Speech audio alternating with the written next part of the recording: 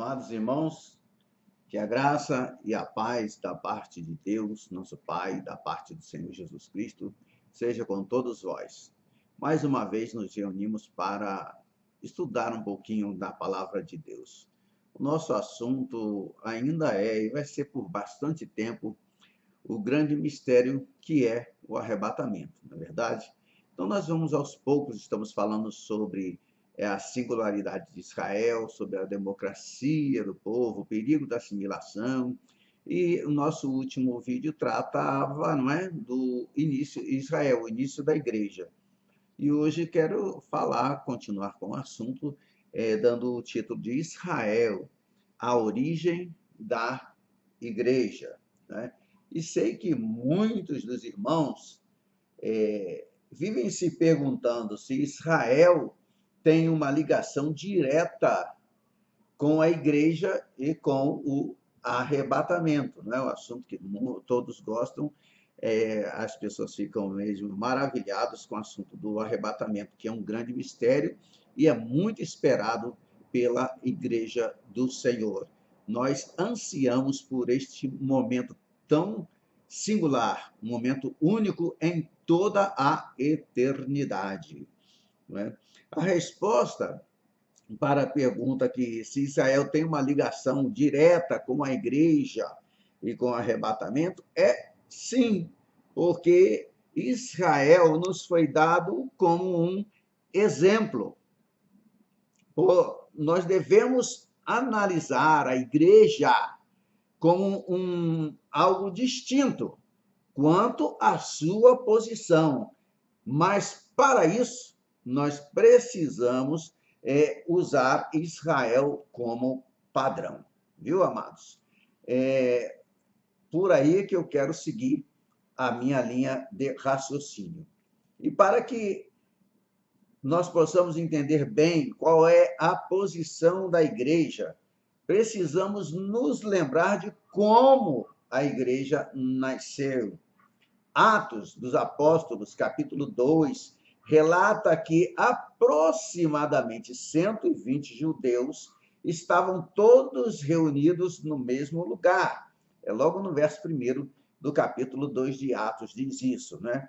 E não há dúvida alguma de que havia uma perfeita união nesse grupo, ou seja, naquele grupo que estava ali reunido.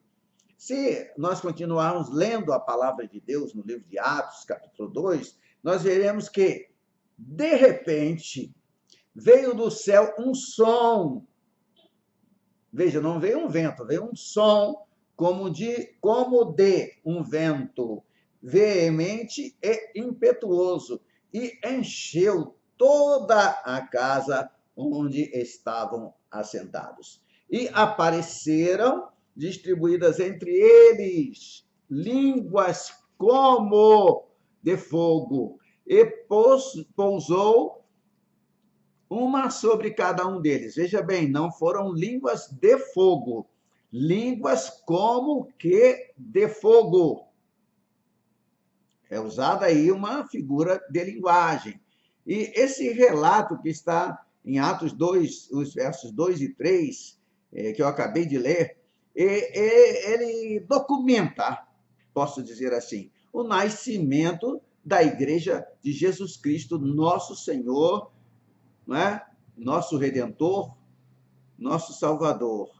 Algo que só aconteceu uma única vez.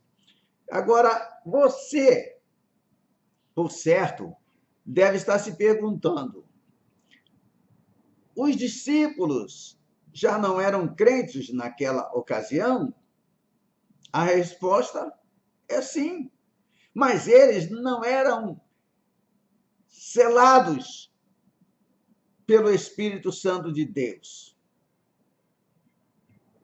Leia o que Jesus disse aos seus discípulos sobre o Espírito Santo. Aonde que eu posso ler isso? Em João, capítulo 14, verso 17. O Senhor Jesus diz o seguinte: me acompanhe aí, por favor. Eu estarei lendo aqui a palavra de Deus, que está aqui, viu? E você vai ler aí também, para me acompanhar, me ajudar, não é verdade? Veja bem, o Espírito da verdade, que o mundo não pode receber, porque não o vê, nem o conhece. Vós o conheceis, porque ele habita convosco e estará em vós. Não é? 14, 17 do Evangelho de João. Veja, repare que Jesus falou, ele habita convosco e estará habita convosco, ele é o Emmanuel, o Deus conosco, mas ele habitará, ele estará em vós. Antes do derramamento do Espírito em Pentecostes, o Espírito Santo vinha sobre cada pessoa para cumprir uma missão específica, mas não habitava neles. O Espírito Santo vinha, fazia o que tinha que fazer e retornava. Não é como aquela pombinha que Noé soltava pela janela da arca, ela voava, voava, voava e voltava para a arca. Assim, irmãos, o Espírito fazia o que vinha fazer, não é? Estava com os discípulos, mas não dentro dos discípulos, não dentro deles. O versículo 17 revela isso mesmo que nós estamos falando, que ele, o Espírito Santo, estará em vós, em vós. Essa palavra profética do Senhor Jesus aos seus discípulos foi cumprida no dia de Pentecostes. Foi o dia em que o Espírito veio habitar na igreja, habitar nos crentes. E quando nós entendemos o significado do novo nascimento, o significado da habitação do Espírito Santo em nós, a declaração que Jesus fez em João 14, verso 12, começa a fazer sentido. Veja, estarei lendo aqui outra vez e você me acompanhe, por favor. João 14, 12, diz assim: em verdade, vos digo que aquele que crê em mim fará também as obras que eu faço e outras maiores fará, porque eu vou para junto do Pai. Ora, é uma pergunta que todos nós nos fazemos. Como podemos, qualquer um de nós, qualquer um, fazer obras maiores do que as que Jesus fez? Eu creio que nunca consegui. Nunca conseguiria e nunca conseguirei. Talvez alguém ache que consiga. Eu não sei, eu não vou nem discutir isso. Eu não estou aqui para discutir. Estou aqui meditando na palavra de Deus. Obras maiores do que aquelas que ele fez. Quais são essas obras que serão tão grandiosas? É outra pergunta, não é verdade? Uma pergunta puxa a outra. Quais são essas obras? Porque ele falou, se ele falou, está falado, Jesus sabia o que falava. Obviamente, elas irão superar, abrir os olhos dos cegos. Elas irão superar, abrir os ouvidos dos surdos. Irão superar, fazer os coxos andarem e ressuscitar os mortos. E, embora nós fiquemos pensando, a resposta parece não ser tão difícil. Quando entendemos que essas pessoas que foram curadas pelo Senhor ou ressuscitadas dos mortos não continuaram a viver eternamente, que elas também morreram, pois como a Bíblia declara, aos homens está ordenado morrerem uma só vez. Ali no livro de Hebreus, na carta escrita aos Hebreus, no capítulo 9, no verso 27, e todos nós, acredito, conheçamos, ou conhecemos essa passagem, Quando o Senhor disse que faríamos obras maiores, eu sempre coloco entre aspas esse obras maiores do que as que ele fez. Jesus estava falando do derramamento do Espírito Santo que leva a uma vida totalmente diferente, a uma vida muito acima daquela vivida antes da descida do Espírito Santo.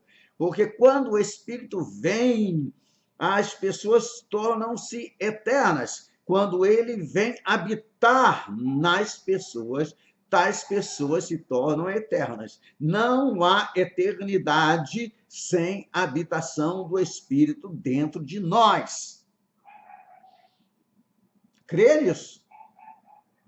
Creia nisso, pode ter certeza.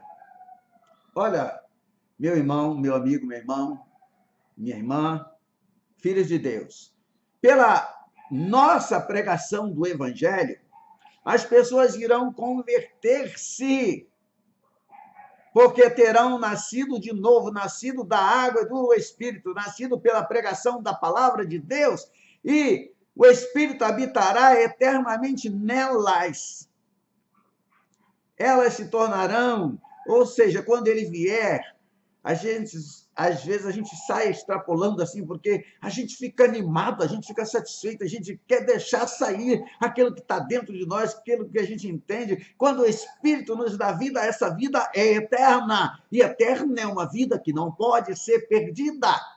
O Sol terá girado bilhões e bilhões e bilhões de vezes, e nós ainda estaremos aí. Porque essa vida que Jesus dá é uma vida que não pode ser perdida. Se ela pudesse ser perdida, ela não seria eterna. Não, não. Obras maiores que as que Jesus fez. Somente pela operação do Espírito Santo. Somente por ele, meu caro irmão. Essa é a nossa responsabilidade. Qual, pastor? Não entendi bem a responsabilidade de ir e pregar o evangelho a toda criatura. E pela pregação da palavra de Deus, nós vemos aquelas pessoas que estavam mortas espiritualmente reviverem, crerem e se arrependerem, e buscarem ao Senhor Jesus com todo o seu coração, dispostos a morrer por ele. Pessoas que sofrem, mas não negam o nome do Senhor.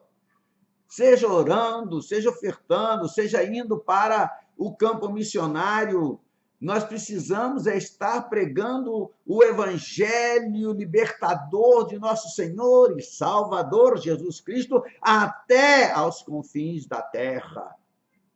E então, muitas pessoas irão ser transformadas, passarão de uma velha vida para uma nova vida e farão parte do reino de Deus. A igreja primitiva, ela estava tão escondida e segregada que não havia meios de identificá-la. Não havia. Sua singularidade, amados de Deus, baseava-se em sua perfeita unidade. A igreja era unida. E após lermos os primeiros capítulos do livro de Atos dos Apóstolos, concluímos que a igreja primitiva cria no estabelecimento do reino de Deus na terra, ainda naquela época. Atos, capítulo 4, versículo 34, parece apoiar essa ideia. Veja bem o que está escrito. Pois nenhum necessitado havia entre eles. Porquanto os que possuíam terras ou casas, vendendo-as, traziam os valores correspondentes e colocavam aí aos pés dos apóstolos. É claro, é evidente que essas doações de valores não duraram muito tempo, como nós veremos posteriormente, em vídeos mais para frente. A igreja, é uma pergunta agora que eu vou fazer, a igreja é o reino de Deus aqui na Terra? Enquanto eu tomei um golinho de água, deu tempo de você pensar na resposta, não é?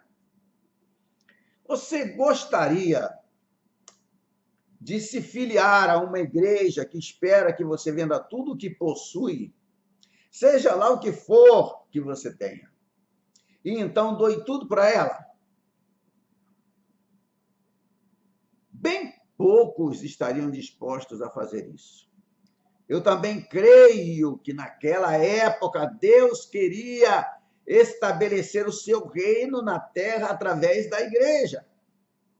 Seria natural para a igreja primitiva, meus amados, para a igreja primitiva lutar pelo estabelecimento do reino de Deus na terra, porque eles eram todos judeus que moravam em Israel e estavam esperando pela volta iminente de Jesus.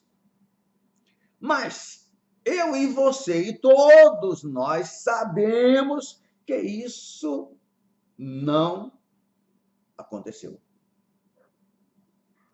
Ao estabelecerem esse novo sistema comum para a igreja, eles deixaram de obedecer ao mandamento de Jesus para irem de Jerusalém até Samaria e aos confins da terra. Estava muito bom, eu concordo, estava gostoso demais permanecer em Jerusalém, cheios do Espírito Santo, vendo o Espírito realizar obras maravilhosas de salvação, de cura, de libertação, de ressurreição. Era poder de Deus toda hora. Quem em sua sã consciência iria querer sair de Jerusalém? Quem? Quem iria querer ir para Samaria ou até para os confins da terra? Ninguém. Então eles deixaram de obedecer ao mandamento do Senhor de ir, porque estava, me permita dizer, estava bom demais ali. Eu não sei se eu ia querer sair de lá também não, viu? Eu não vou julgar meus irmãos daquela época, porque eu acho que eu também ia querer permanecer em Jerusalém. Portanto, o que Deus fez? O que foi que Deus operou para que eles saíssem de Jerusalém? Ora, irmãos, Deus, o próprio Deus, enviou a perseguição como instrumento para fazer com que a igreja primitiva obedecesse ao mandamento do Senhor Jesus. Isso fica evidente em Atos 8, versículo 1. Sim, leia aí. Já deu tempo? Passa. Atos 8:1. Levantou-se grande perseguição contra a igreja em Jerusalém, e todos, exceto os apóstolos, foram dispersos. Todos, exceto os apóstolos, foram dispersos. Por isso, meus amados, fiquem alertas quanto aos vários grupos religiosos que exigem que seus membros entreguem todas as suas posses materiais aos líderes da organização. Fiquem espertos, fiquem atentos, fiquem alertas. Essa prática é completamente contrária à vontade de Deus. Igreja não é o reino de Deus na terra. Ela não tem promessa física, geográfica ou política. A igreja, eu repito, não tem promessa física, geográfica ou política. Amém? Atos 5 nos mostra como era a igreja primitiva. E é evidente que ela vivia em perfeita união. E também é evidente que o Espírito de Deus, que traz o julgamento, estava presente. Vejamos, você e eu, vejamos o que aconteceu. Ananias e sua mulher Safira, 2 membros da igreja, agiram de forma hipócrita, e foram julgados imediatamente, julgados instantaneamente diante da igreja. Você quer? Acompanha o relato aí comigo em Atos 5. Eu estarei lendo Atos 5, de 1 a 19. Ah, pastor, vai ler muito? Não, eu nunca acho muito a leitura da palavra de Deus. De 1 a 19. Está escrito assim, olha. Me acompanha aqui. Entretanto, certo homem chamado Ananias, com sua mulher Safira, vendeu uma propriedade, mas em acordo com sua mulher, reteve parte do preço e, levando o restante, depositou aos pés dos apóstolos. Está acompanhando aí, amado? Então disse Pedro: Ananias, por que encheu Satanás teu coração para que mentisses ao Espírito Santo, reservando parte do valor do campo, conservando, porventura, não seria teu? E vendido, não estaria em teu poder? Como, pois, assentaste no coração este desígnio? Não mentistes aos homens, mas a Deus. Ouvindo estas palavras, Ananias caiu e expirou, sobrevindo grande temor a todos os ouvintes. Levantando-se os moços, cobriram-lhe o corpo e, levando-o, o sepultaram. Quase 3 horas depois, entrou a mulher de Ananias, não sabendo o que ocorrera. Ainda estou lendo a palavra de Deus. Então Pedro, dirigindo-se a ela, perguntou-lhe: dize-me, vendestes, portanto, aquela terra? Ela respondeu: sim, portanto. Tornou-lhe Pedro: por que entrastes em acordo para tentar o Espírito do Senhor? Por que entrastes em acordo para tentar o Espírito do Senhor? Eis aí a porta, os pés dos que sepultaram teu marido, e eles também te levarão. Aí completou-se a nossa leitura, versículo 19 do capítulo 5 de Atos dos Apóstolos. Esse evento, amados de Deus, ilustra que os apóstolos não tinham direito sobre a propriedade privada que era doada para uso comum. Os apóstolos não tinham esse direito. E quando os crentes doavam suas posses, eles o faziam voluntariamente, não eram induzidos. Era voluntariamente. A Bíblia faz questão de dizer isso, voluntariamente. Se alguém quiser doar, que doe. Doe o que quiser, quanto quiser, quando quiser, quantas vezes quiser, mas voluntariamente. E é vital que exerçamos o discernimento e a cautela quando alguém tenta nos pressionar quanto à maneira com que manejamos nosso dinheiro, nossas ofertas ou até mesmo nossos dízimos. E, ao mesmo tempo que espera-se que sejamos bons mordomos, tendo a liberdade de fazer com nossas posses o que quisermos. Já recebi ajuda. já precisei de medicamentos. Eu diria que de onde eu estou, uma amada irmã, uma querida irmã, lá do outro lado do mundo, me mandou uma ajuda para comprar medicamento. E eu comprei medicamento. E dou glórias a Deus pela vida dessa irmã. Uma irmã muito querida. E tantos outros têm exercido com fidelidade das bênçãos que Deus lhes tem concedido. Eu sou grato a Deus pela vida dessa irmã e de muitos outros que têm ajudado uns aos outros na obra do Senhor. Porque nós realmente precisamos uns dos outros.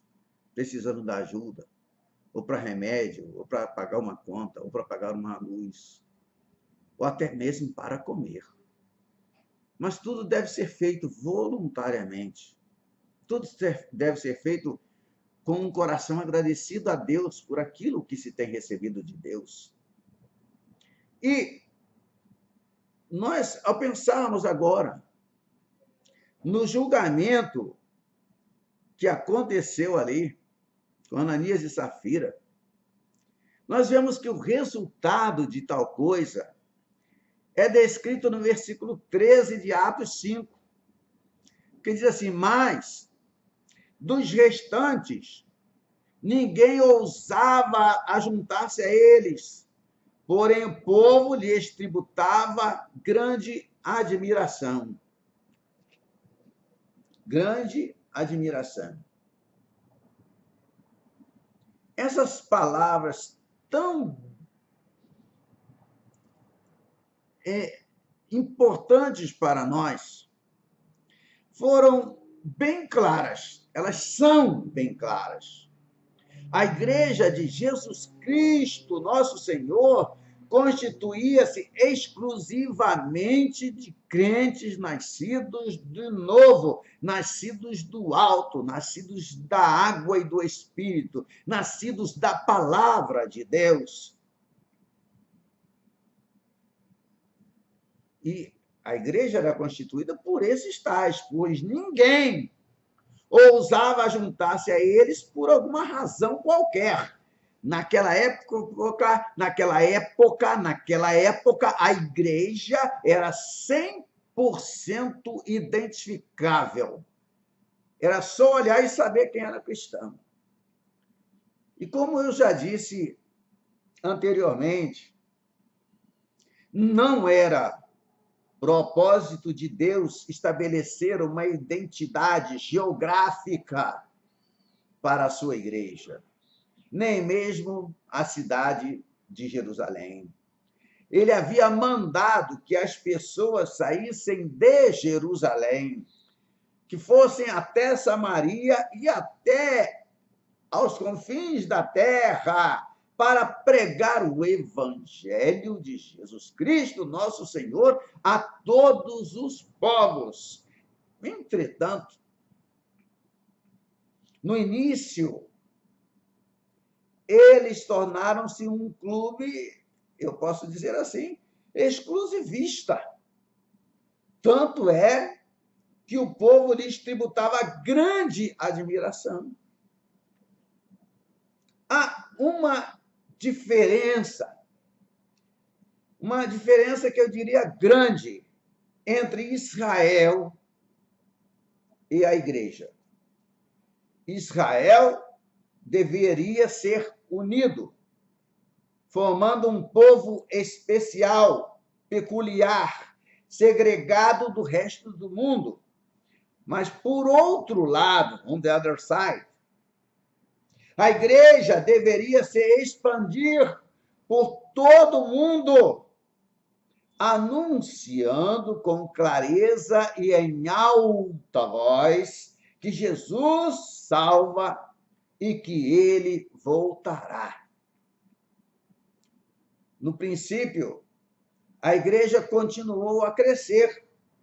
Atos, capítulo 6, versículo 7, diz o seguinte: crescia a palavra de Deus, e em Jerusalém se multiplicava o número dos discípulos.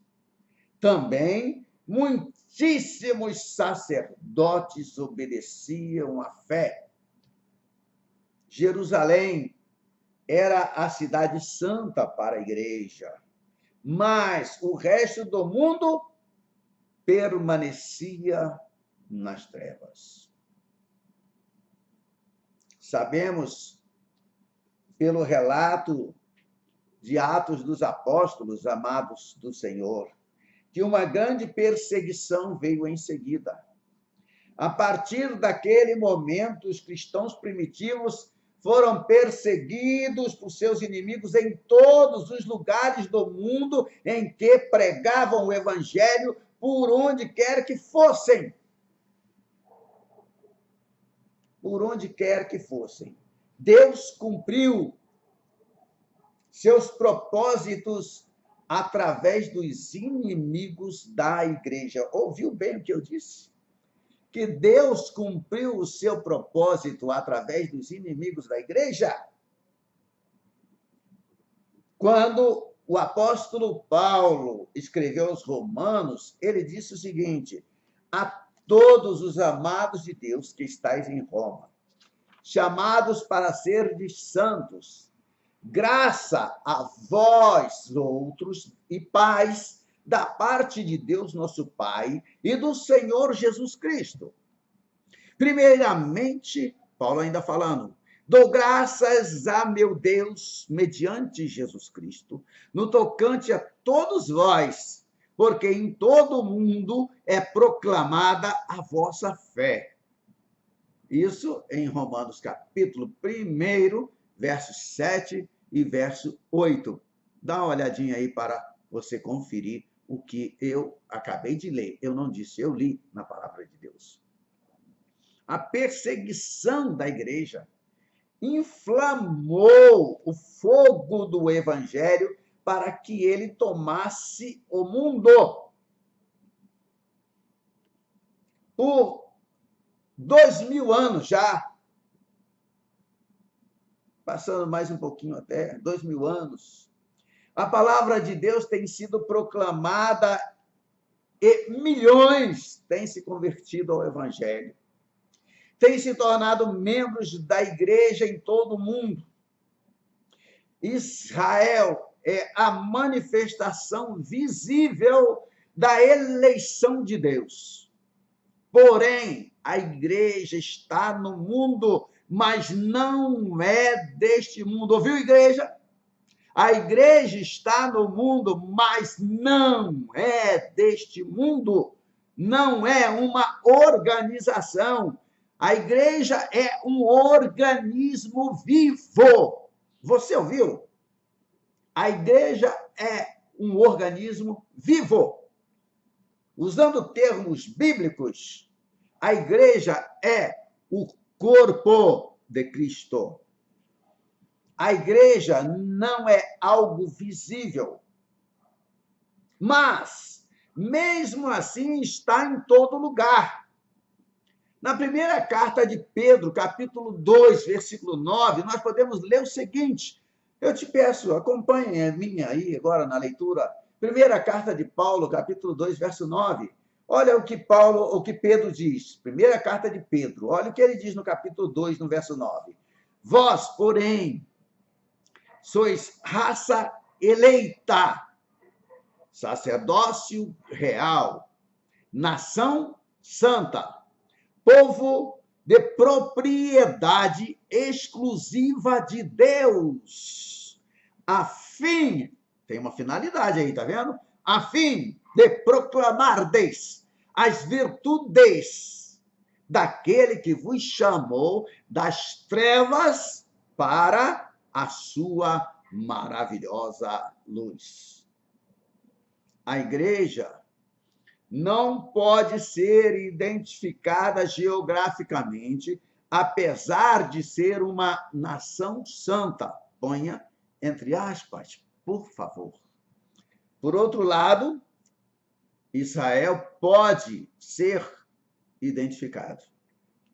As universidades, as faculdades, os seminários estão repletos de livros sobre a história da igreja. Porém, ninguém consegue explicar cientificamente a Igreja de Jesus Cristo. Não há limites geográficos, políticos ou culturais para identificar a extensão da igreja. Eu sei que você me entendeu e me entendeu muito bem. A igreja não é brasileira, não é argentina, a igreja não é romana, a igreja não é africana, não é inglesa nem americana, não é australiana. Não há limites geográficos para a igreja. Irmãos, eu sei que você concorda comigo, você entendeu muito bem o que eu quis dizer, não é verdade?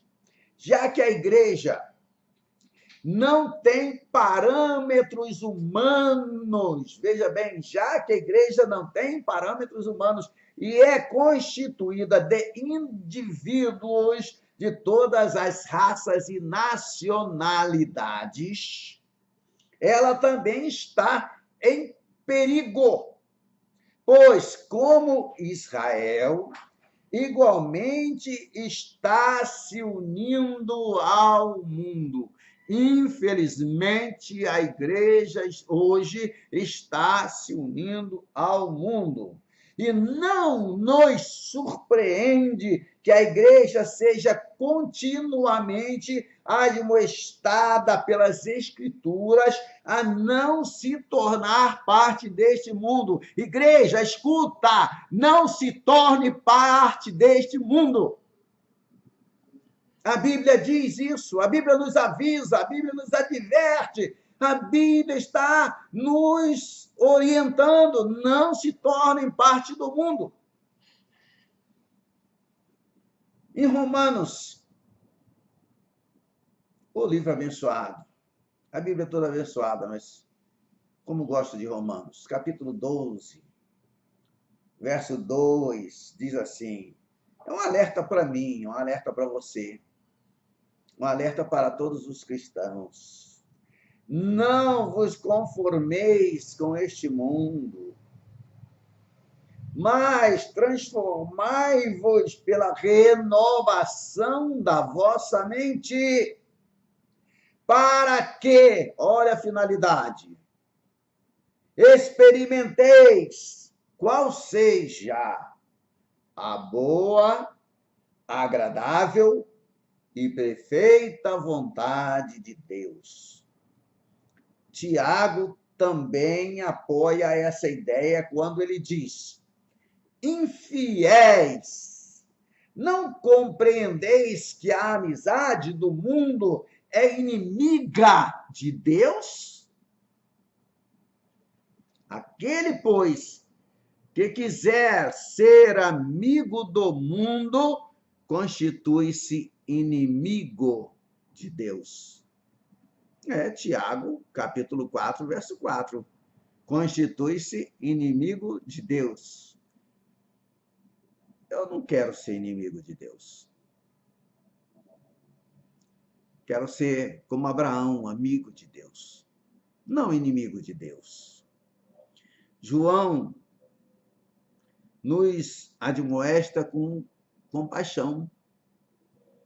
Em sua primeira carta, capítulo 2, verso 15 e 16, o apóstolo João ele diz o seguinte: não ameis o mundo, nem as coisas que há no mundo. Se alguém amar o mundo, o amor do Pai não está nele. Porque tudo que há no mundo, a concupiscência da carne, a concupiscência dos olhos e a soberba da vida não procede do Pai, mas procede do mundo. Não é? Nós sabemos, queridos, que estamos no mundo. Nós sabemos disso. Estamos, me perdoe, coloque entre aspas, cansados de saber disso. Mas não somos deste mundo, nós estamos aqui de passagem, cansamos de dizer uns para os outros. Vivemos em meio às pessoas deste mundo sem possuirmos distinções físicas visíveis para nos diferenciar. Somos cidadãos de todos os países da Terra, mas ainda assim somos diferentes. Como cristãos, não recebemos uma promessa de ter um território para habitarmos nesta terra, pois estamos destinados a irmos para a Nova Jerusalém. Esse é o propósito de Deus para com a sua igreja, para com a noiva de Cristo. O perigo em que a igreja se encontra está na possibilidade de se misturar ao mundo, o que é contrário às instruções dadas nos versículos que nós acabamos de ler aqui juntos, eu e você. Nestes dias, o espírito de integração é tão forte, que será virtualmente impossível manter nossa identidade como cristãos. Tristeza. Que tristeza. Por isso, eu e você precisamos entender que Deus deve intervir sobrenaturalmente, retirando a igreja do mundo. Isso nós chamamos de como? Arrebatamento, não é verdade? Isso acontecerá num piscar de olhos. Num piscar de olhos. Seremos levados até as nuvens para nos encontrarmos com o Senhor nos ares, o que é um outro motivo para o arrebatamento. Amados de Deus, aleluia. Como é gostoso pensar nisso. Como é gratificante quando começamos a meditar no que Deus tem preparado para nós. Antes de criar o mundo, antes de que o primeiro anjo, ou a primeira miríade deles, não sei, pudesse surgir, sendo criada por Deus, pelo sopro de Deus, o Senhor já havia escrito o nosso nome no livro da vida. Já havia planejado tudo, já havia pensado em tudo. E Deus não é como nós, é um pensamento após outro. Deus é eterno, é difícil demais para um ser tão limitado como eu e você conhecermos realmente o Senhor.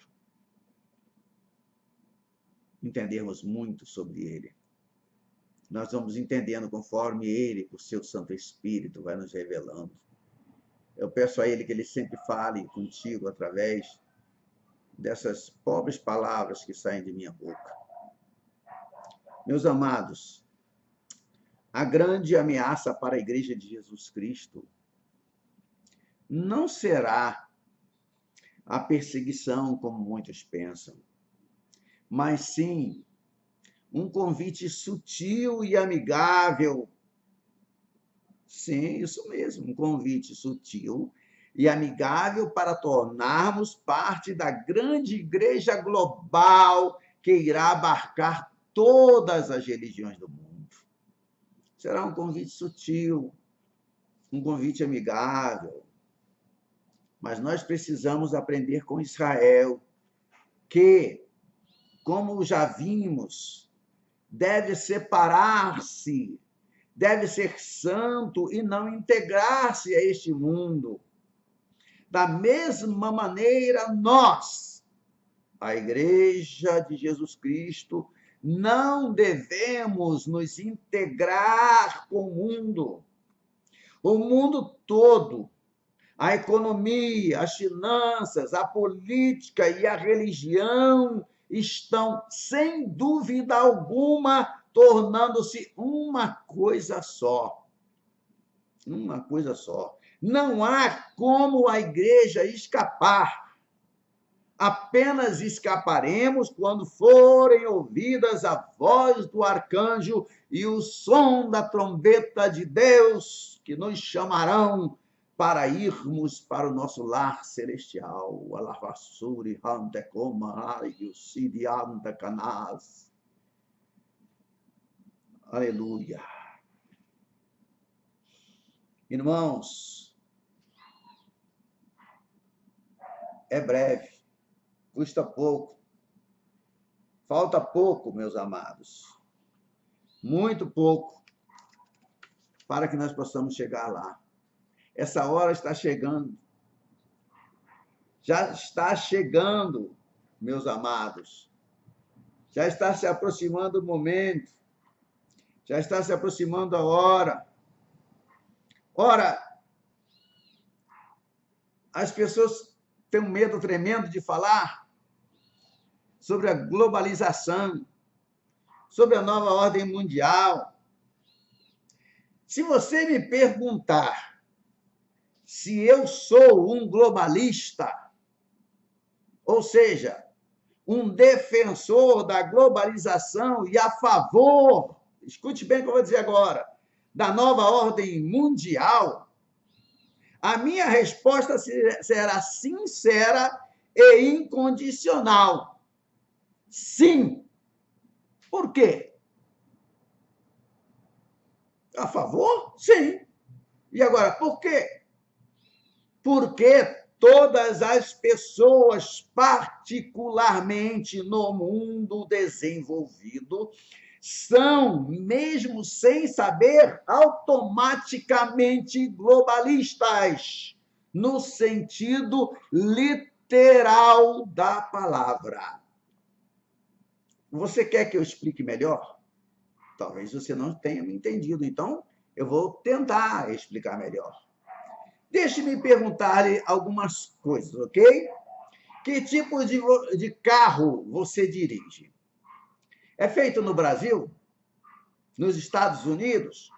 No Japão? Na Alemanha? Ou na Coreia do Sul?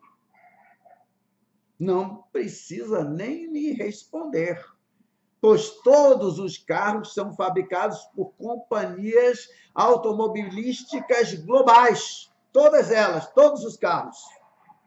Quando você faz compra no supermercado perto de sua casa, a não ser que sejam daqueles mercadinhos familiares, você está apoiando a globalização. Você vai a um supermercado moderno porque quer mais qualidade em menor preço. Sem querer lhe ofender, você é um globalista. Sim. Será que o mundo moderno pode existir sem a globalização? Certamente que não. Eu me lembro que nos Estados Unidos, muitos articuladores políticos de direita, alguns anos atrás, estavam propondo uma independência total dos Estados Unidos do restante do mundo. Agora, concordando ou não, o fato é que os Estados Unidos não poderiam, de maneira alguma, e não podem, não poderão nunca sobreviver fora da comunidade global. Nunca. Nenhum país pode. Eu, durante muitos anos, fui assinante da Chamada da Meia-Noite. E um artigo publicado numa edição já antiga comentava uma notícia publicada por um jornal que dizia o seguinte: de cada 5 novos empregos criados nos Estados Unidos, e olha que eu estou aqui no Brasil, 4 eram de companhias estrangeiras. E os países que pagavam os melhores salários estavam transferindo aquelas vagas para os escritórios americanos. A globalização não irá tomar conta do mundo em um futuro distante, nada. Isso já é uma realidade. Na verdade, eu digo para você que nós já estamos sendo integrados à nova ordem mundial. Nós já estamos sendo integrados a ela. E já começamos a experimentar esse sistema global que está deixando as nações do mundo mais ricas. As que estão excluídas do sistema, como Cuba, Coreia do Norte, sofrem tremendamente. O resto do mundo está aproveitando dessa prosperidade nunca vista. E isso que eu estou dizendo não soa como texto de Apocalipse 18:3. Não soa. Os mercadores da terra se enriqueceram à custa da sua luxúria. Não soa ou soa? Soa ou não soa? O que eu estou dizendo agora? O que está em Apocalipse 18:3. Os mercadores da terra se enriqueceram à custa da sua luxúria. Quanto mais estudo a palavra de Deus, eu mais vejo que o engano induzido pelo espírito do anticristo não se dará com armas de guerra. Os homens irão seguir deliberadamente os passos do presidente do Novo Mundo e seu sistema de iniciativa privada, que será impressionante, memorável, democrático e, digo, bem-sucedido.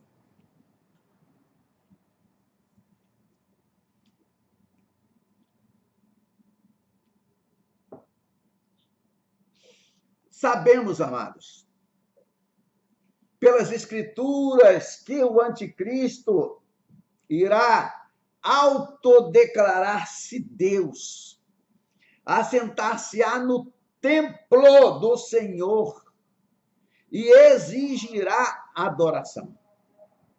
Isso não é novidade. Não é novidade.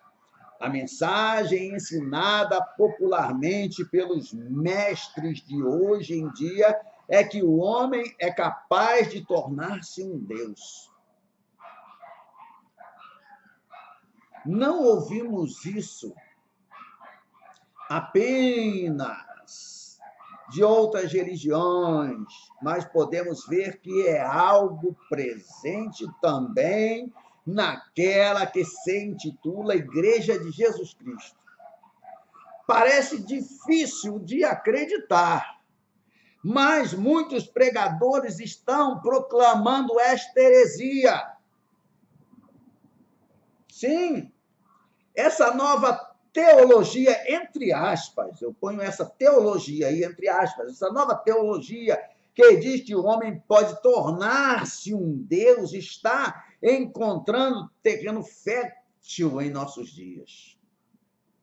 Pelo fato do homem ter sido criado à imagem e semelhança de Deus, no fundo do seu coração ele sabe que existe um Deus vivo. Ele sabe, o homem sabe que existe um Deus vivo. E sendo assim, irmãos, a sua consciência se incomodará com a mensagem verdadeira que os dois profetas, as duas testemunhas do Apocalipse, proclamarão em alto e bom som, que a paz, a prosperidade, a segurança que o mundo estará experimentando serão apenas temporárias.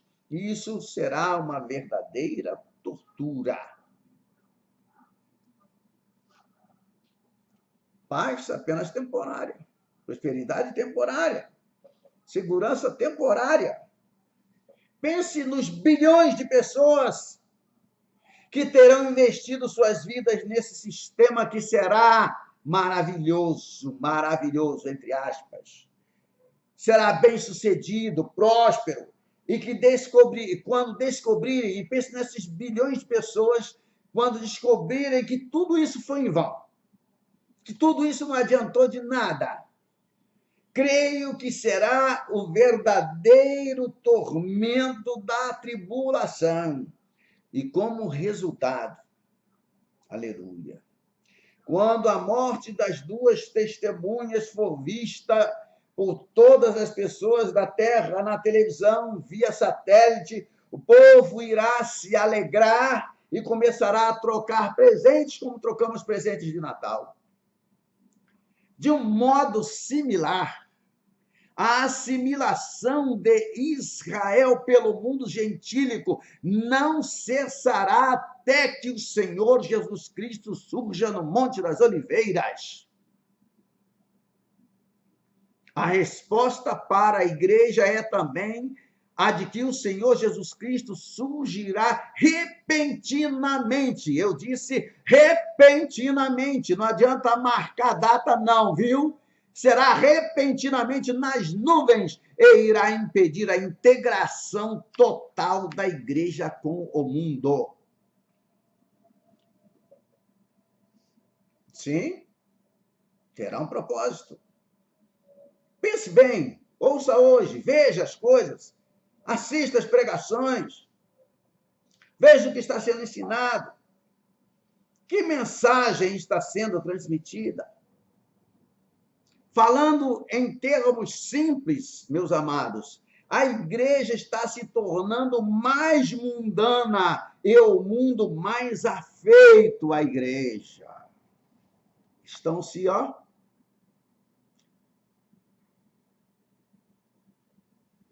ministros do evangelho seguidamente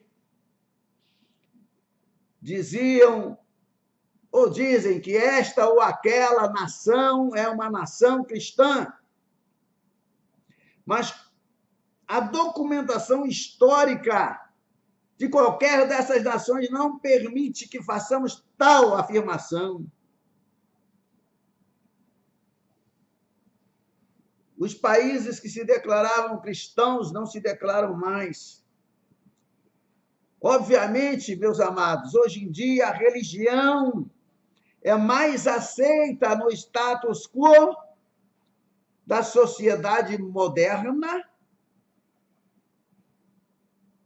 e, como resultado, irmãos, sendo aceita nesse status quo, a divisão que havia entre os crentes nascidos de novo e aqueles que somente vão à igreja está diminuindo.